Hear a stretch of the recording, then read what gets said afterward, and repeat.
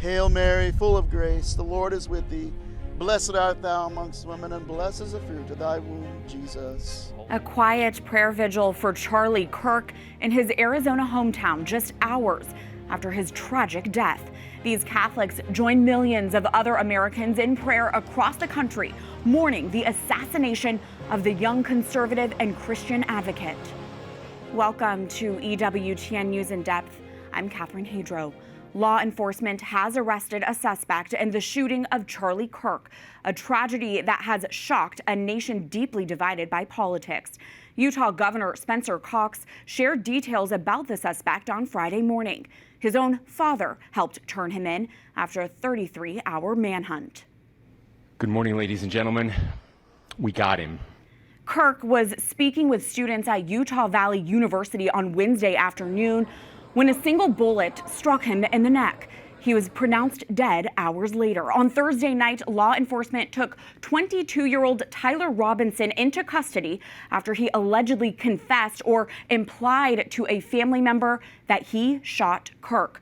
Robinson was not a student at the university, had no prior criminal history, and is believed to have acted alone. Family members say he had become more political in recent years and mentioned Kirk's appearance at the university. A bolt-action rifle was discovered near the scene of the crime with casings that read inscriptions like, "Hey fascist, catch." Cox called the political violence a historic moment for our country. History will dictate if this is a turning point for our country. But every single one of us gets to choose right now if this is a turning point for us. We get to make decisions. We have our agency. And I desperately call on every American, Republican, Democrat, liberal, progressive, conservative, MAGA, all of us to please, please, please follow what Charlie taught me. Robinson faces several charges, including aggravated murder. A date for Kirk's funeral has not yet been announced, but it is expected to take place in Arizona.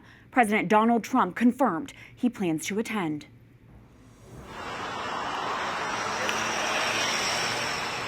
Vice President J.D. Vance personally accompanied Charlie Kirk's casket and his widow back home to Phoenix, Arizona on Thursday.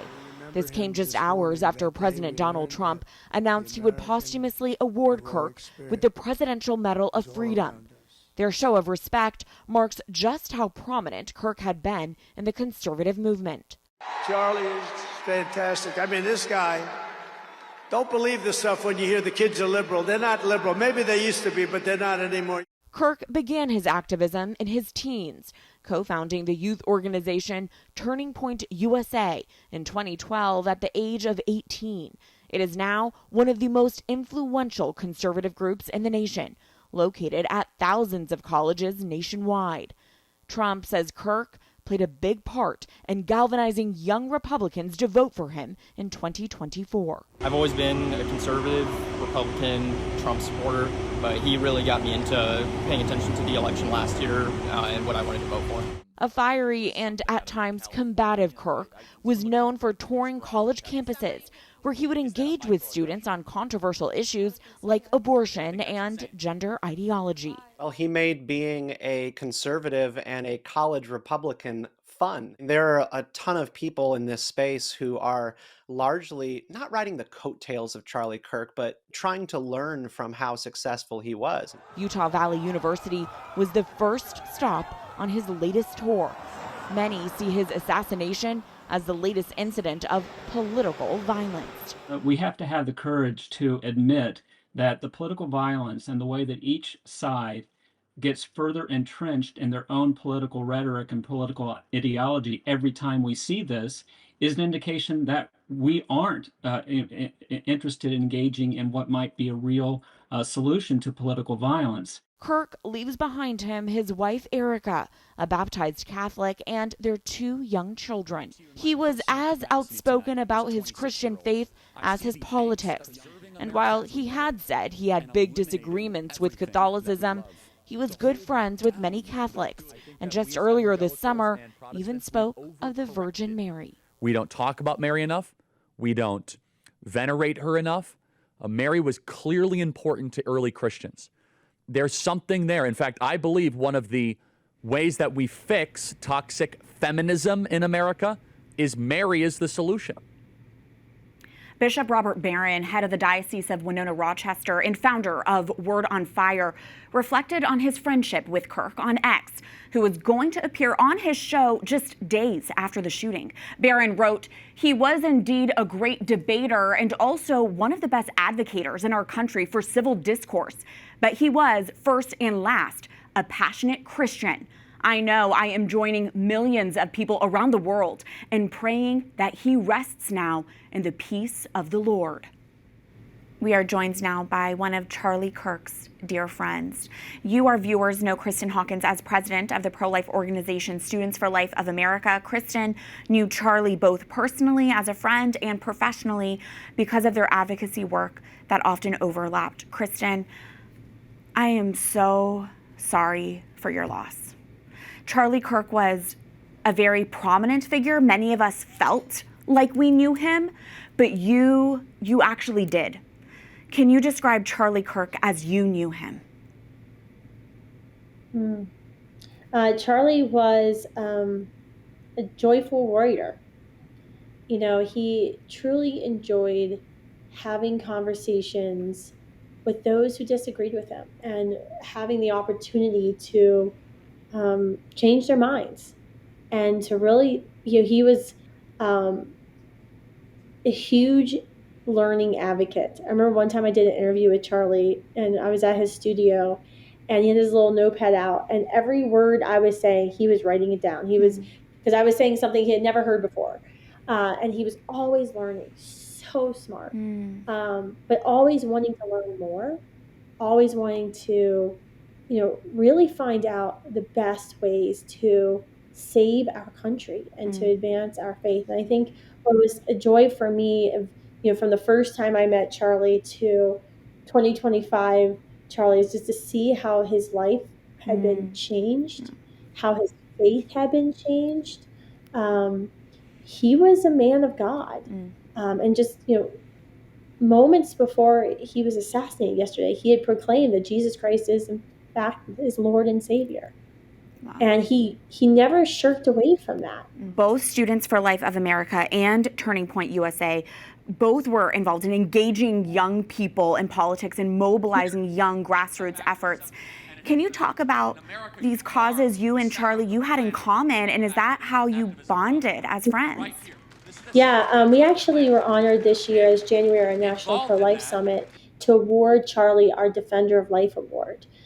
For his advocacy for life on college campuses, his unapologetic advocacy, his work in things that I can't even publicly say he did, that he did to really move, I would say, President Trump in a lot of ways on our issue, and to get President Trump and his administration serious about protecting human life. I mean, there were so many conversations we had really during the 2024 political campaign of really how to not only see President Trump reelected, but then also how to ensure that life would be protected in a new Trump administration, which it's certainly being done. So we work a lot with Turning Point. We really see both organizations, we work symbiotically on campuses. Both you and Charlie tour around the country, going to college campuses, engaging in dialogue. And just yesterday, you were in Montana speaking with pro-abortion students when you received the tragic news that your friend was shot. We have a short clip we want to share with our viewers from that moment. Charlie Kirk was just shot at his campus in Utah. Why are you laughing? He is my friend. And again, that was just a short clip from that moment as you were processing this tragic news. Kristan, can you reflect on this moment in our country and what can be done to tamp down this heated rhetoric that is contributing to this vitriolic atmosphere? Yeah.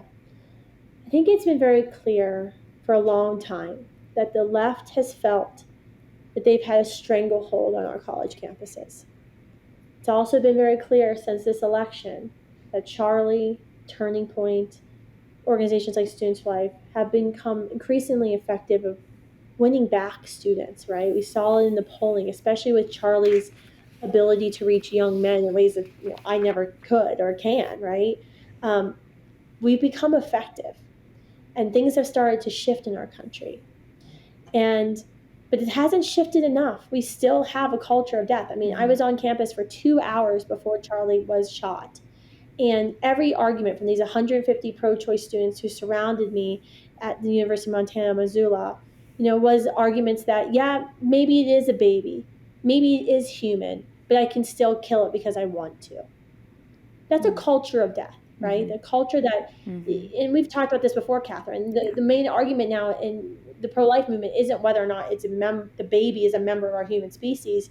The argument is, why does that matter to these students? They will admit what is inside of a mother is a unique, whole human being, and they still don't care, Catherine.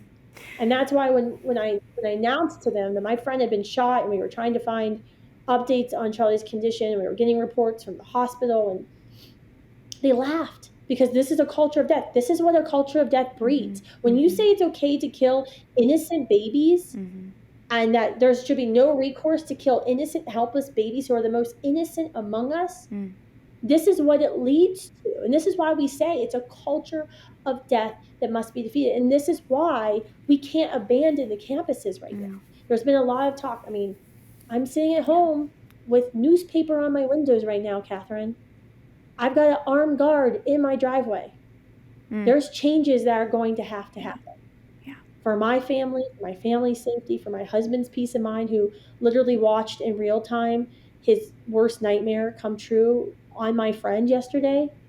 There's going to be changes that have to happen to be safe. But at the same time, we can't abandon our mission, because what we're doing is winning. Charlie was assassinated because he was effective. That's why we have to stay on campuses, because we have to teach this generation, this Gen Z, that violence isn't acceptable.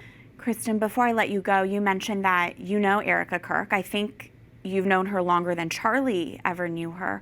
And now we're just hoping and praying that there is this supportive cushion of faith and love around Charlie Kirk's family right now and those 2 young children he's left behind. Is there anything you can share about that? I would just ask for your prayers. What's happened has been unspeakable. The videos of it are everywhere. It's unescapable. And I can't even imagine the pain that Erica is going through, to lose the love of her life, the father of her children, her rock, one that she loves so dearly, and Erica loves so fiercely. But she also loves the Lord. And so my prayer for her right now is that her faith prevails, and her faith carries her through this moment, and God grants her the strength. She is strong enough to endure this. But she's going to need a whole lot of strength. And I would ask folks, every morning when you wake up, pray for Erica. Pray for those 2 young children. Kristan Hawkins, we are certainly praying for her, for the repose of Charlie's soul, for your consolation, and for everyone who knew and loved Charlie. Thank you for joining us amid this time of great grief. Thank you.